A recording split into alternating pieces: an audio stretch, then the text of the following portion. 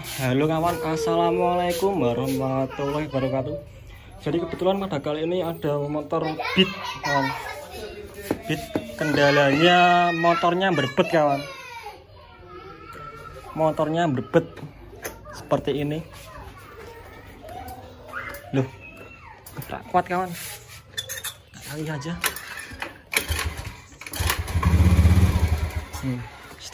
Stasionernya nggak mau, kadang mau kadang bisa stasioner.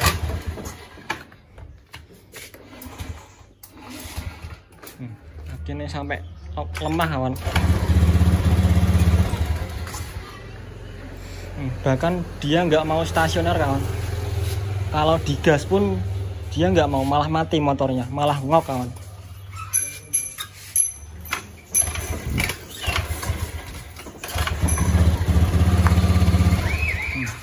Langsung mati.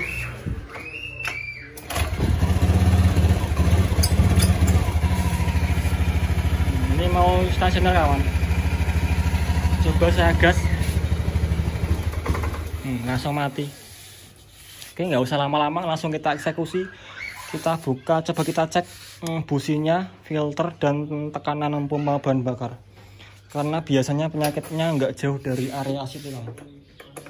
Langsung saja kita eksekusi. Oke kawan, setelah saya analisa, saya buka filternya, saya buka businya, dan ternyata kondisinya seperti ini kawan.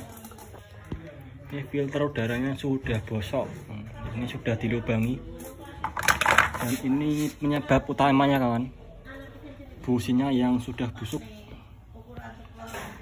Ini pucuknya sudah busuk kawan. Dan pucuk cok businya ini indikasi jamur kawan. Jamur ini hijau-hijau, ada jamurnya. Dan cok businya coba kita lihat, tidak ketok kawan. Pokoknya di dalam cok busi itu ada jamur, semacam jamur berwarna hijau kawan. Ini salah satu penyebab motor berbet kawan. Ini karena karena info dari ownernya, katanya motor ini nggak pernah diservis. Maka dari itu saya berinisiatif untuk membuka box filter, busi, dan lain-lain. Ya komponen yang sederhana lah kawan, yang menyebabkan motor berbet. Oke, setelah tahu komponen yang rusak, kemudian kita lakukan penggantian. Coba kita ganti busi dan cok businya dulu. Untuk filter mungkin nanti dulu ya kawan. Kita bisa kondisikan untuk box filternya terbuka dulu. Apakah motor ini bisa normal? Langsung saja kita ganti. Untuk cok businya saya ganti pakai cok busi KYT dari Denso U27. Ini untuk motor injeksi ya kawan, semua sama. Dan ini cok businya saya pakai dari Suzuki. Ini ori kawan. Insya Allah awet, karena adanya yang ini sama aja, Suzuki atau Honda sama kawan. Oke, langsung saja kita pasang kawan. Kita lumasi dulu ya kawan, supaya masuknya enak.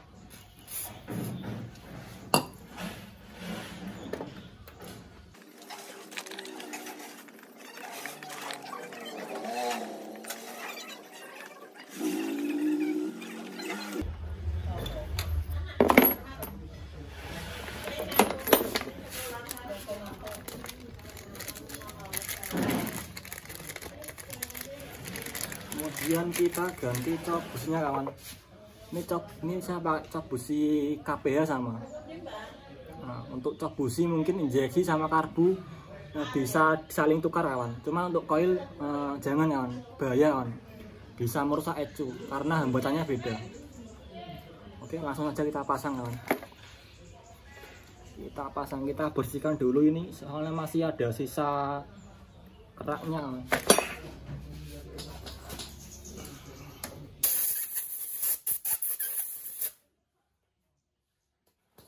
Bersihkan pakai kita semprot sedikit kawan.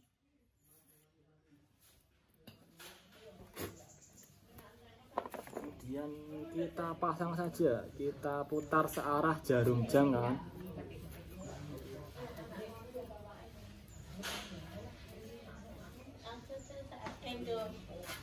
kencang, kemudian kita pasang kembali.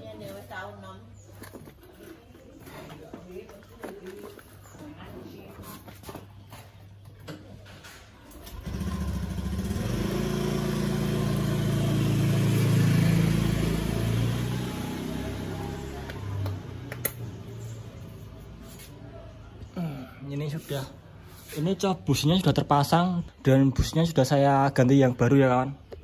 Kemudian motornya kita coba itu berantakan.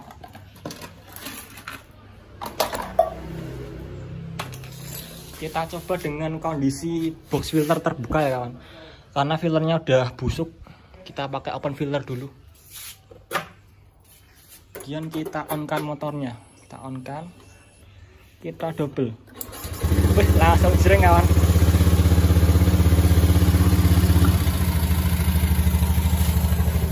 Coba kita gas-gas kawan. Istimewa kawan.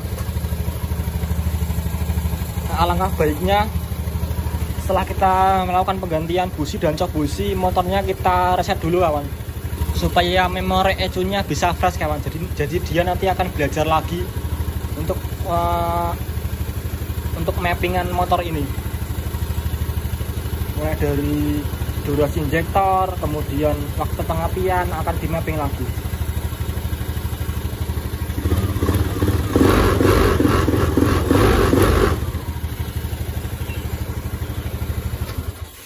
Sebelum saya reset ini motornya kondisinya udah normal, cuma kalau digas masih agak nyendat kawan, nggak bisa los. Kemudian saya reset dan saya setting ke mode 1. Saya hidupkan, udah enak sih kawan. Udah digas, sudah los, nggak ada nyendatnya.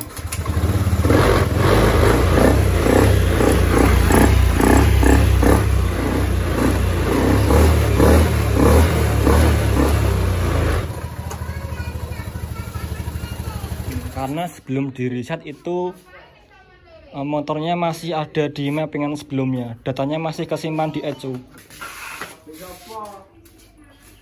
Kemudian saya reset, saya mode 1 supaya datanya jadi fresh dan mappingnya bisa menyesuaikan. Jadi teman-teman, kalau ada penggantian part, lebih baik kita lakukan reset ECU kawan, supaya ECU-nya bisa menyesuaikan lebih cepat. Sebenarnya nggak di reset nggak apa-apa sih, nanti ECU-nya akan belajar sendiri dan menyesuaikan sendiri, tapi agak lama kawan. Lebih cepat kita reset. Oke kawan, dari kasus yang ada ini, yang rusak itu cok businya kawan, cok businya jamur, dan ini saya sekaligus mengganti businya. Seandainya businya nggak diganti pun, ganti cok busi saja, insya Allah akan sembuh kawan. Cuma ini kebetulan businya udah busuk, saya ganti sekalian. Dan box filternya mungkin saya akan konfirmasi dulu dengan yang punya. Dan untuk kasus motor rebet ini kawan, memang untuk motor Honda itu kita mencarinya nggak usah lari yang jauh-jauh kawan, nggak usah lari ke ECU atau full pump, kita lari yang ya wajar-wajar saja, mulai dari busi, filter, cok busi. Kemudian kalau dirasa semua normal, kemudian baru kita cek tekanan full pump. Dan kalau bisa, kalau motor saat datang ke kita, ownernya kita tanya-tanya matinya apa, saat kondisi apa, saat mesin aja atau mati di rumah atau saat ngebut lah, itu kita tanya-tanya ownernya, kemudian bisa kita ambil kesimpulan kita nanti akan melakukan tindakan apa kawan gitu.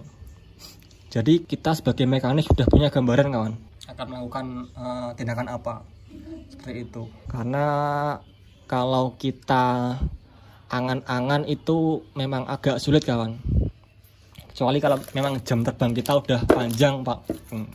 Biasanya udah hafal kawan, oh motor ini mogok berbet, nah, biasanya ini langsung dieksekusi sembuh gitu. Itu untuk orang yang pengalamannya sudah panjang kawan, sudah banyak. Oke, itu dia kira-kira informasi yang bisa saya sampaikan. Semoga videonya bermanfaat. Sampai jumpa di video berikutnya. Jos. Dan